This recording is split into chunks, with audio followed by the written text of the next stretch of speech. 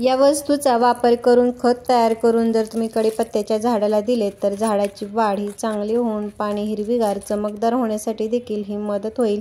नमस्कार, स्वागत आहे तुमचे आपले यूट्यूब चॅनेल SP किचन गार्डनिंगमध्ये। आज आपण कढीपत्त्याच्या झाडाविषयी माहिती पाहणार आहोत। झाडाच्या वाढीसाठी, झाड हिरवेगार घनदाट होण्यासाठी आपल्या घरातीलच एका वस्तूचा वापर करून खत तयार करून देणार आहोत। त्याचबरोबर आता हिवाळ्यामध्ये या झाडाची काळजी कशी घ्यायची, त्यासाठी कोणती कामे करायची याची देखील माहिती आपण या व्हिडिओमध्ये पाहणार आहोत। तर त्यासाठी व्हिडिओ कुठेही स्किप न करता शेवटपर्यंत नक्की पहा आणि जर तुम्ही आपल्या चॅनेलवरती नवीन असाल तर व्हिडिओला लाईक व चॅनेलला सबस्क्राईब करायला मात्र अजिबात विसरू नका। आता हिवाळा हा कढीपत्त्याच्या झाडाचा हा डॉर्मन्सी पिरियड असला तरी देखील आपण योग्य ती काळजी घेतलीत, खते दिलीत तर झाडाची वाढ ही चांगली होते। झाडाला या खते देण्याबरोबरच सूर्यप्रकाश, पाणी या दोन्ही गोष्टी योग्य प्रमाणामध्ये मिळणे देखील तितकेच आवश्यक असते। आता हिवाळ्यामध्ये ऊन हे थोडे कमी मिळते, त्यामुळे जी प्रकाश संश्लेषणाची म्हणजेच अन्न प्रक्रियेची जी क्रिया आहे ती संत गतीने होत असते। त्यामुळे आपल्याला हे जे झाड लावलेली कुंडी आहे ती अशा ठिकाणी ठेवायला हवी ज्या ठिकाणी या झाडाला दिवसभर भरपूर असा हा सूर्यप्रकाश मिळेल। भरपूर सूर्यप्रकाश मिळाला म्हणजे झाडाची वाढ ही चांगली होते, पाने मोठ्या आकाराची हिरवीगार होण्यासाठी देखील ही मदत होते।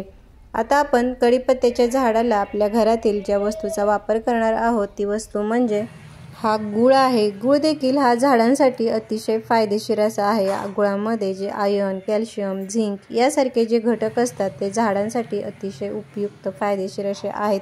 मात्र या गुळाचा वापर देखील हा आपल्याला प्रमाणशीर करायचा आहे, जास्ती करायचा नाही। गूळ हा आपल्या कुंडीतील मातीमध्ये झाडांसाठी आवश्यक असणारी जी सूक्ष्म पोषक तत्वे आहेत ते वाढवण्याचे देखील हे काम करत असतात। त्यामुळे गुळाचा वापर हा झाडांसाठी हा जरूर करावा।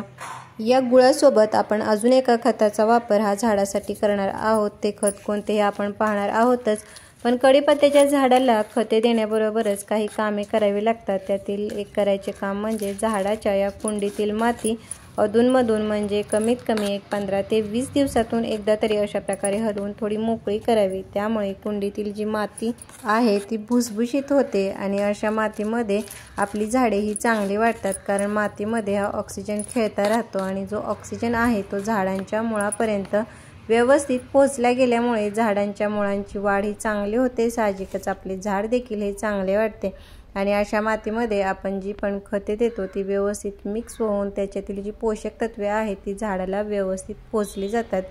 कढीपत्त्याच्या झाडाला पाणी देताना देखील हे प्रमाणशीर द्यावे। झाडाला पाणी अगदी कमी किंवा जास्त न देता कुंडीतील माती हे चेक करूनच द्यावे। जेव्हा कुंडीतील माती ही 1 ते 1.5 इंच वरच्या बाजूने कोरडी होईल तेव्हाच या झाडाला हे पाणी द्यावे। आता हिवाळ्यात मात्र या झाडाला नेहमी सकाळच्या वेळीच पाणी द्यावे, कारण हिवाळ्यामध्ये संध्याकाळच्या वेळी जर पाणी दिले तर कुंडीतील मातीमध्ये ओलावा हा जास्त काळ हा टिकून राहतो। त्यामुळे मातीमध्ये कीड, बुरशी लागण्याची शक्यता असते। कधी कधी तर झाडांच्या ज्या मुळ्या आहेत त्या देखील ह्या खराब होण्याची शक्यता असते। त्यामुळे हिवाळ्यात पाणी देताना हे नेहमी हे सकाळच्या वेळीच द्यावे। पाणी देताना हे झाडांच्या शेवटच्या मुळापर्यंत व्यवस्थित पोहोचेल इतपत भरपूर असे हे पाणी देणे हे आवश्यक असते।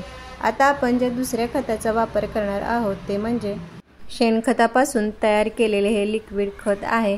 हे खत तयार करण्यासाठी जे शेणखत किंवा ज्या शेणी असतात त्या पाण्यामध्ये 2 दिवस अशा प्रकारे ह्या भिजत ठेवायच्या, जेणेकरून याच्यातील जी पोषक तत्वे आहेत ते पाण्यामध्ये उतरतील आणि आपले हे जे खत आहे ते तयार होईल। अशा प्रकारे लिक्विड खत तयार करून जर तुम्ही झाडाला दिलेत तर ते झाडाला एखाद्या टॉनिक प्रमाणे काम करत असते।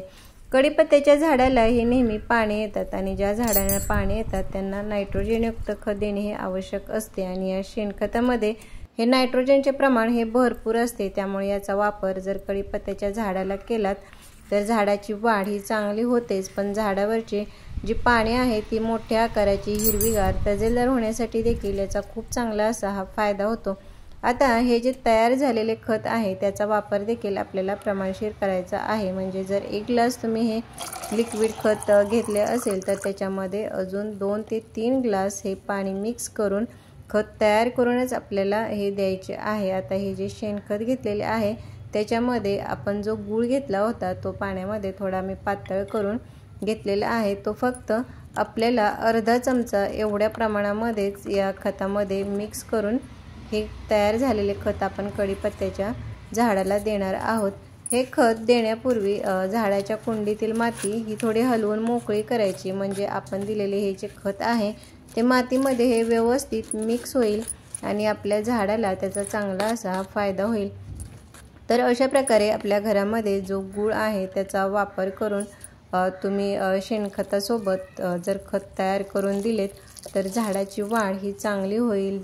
त्याचबरोबर झाड हिरवेगार व घनदाट होण्यासाठी देखील याचा खूप चांगला असा फायदा होईल। तर कसा वाटला व्हिडिओ मला कमेंट बॉक्समध्ये नक्की सांगा। भेटूयात पुढील व्हिडिओमध्ये, तोपर्यंत बाय।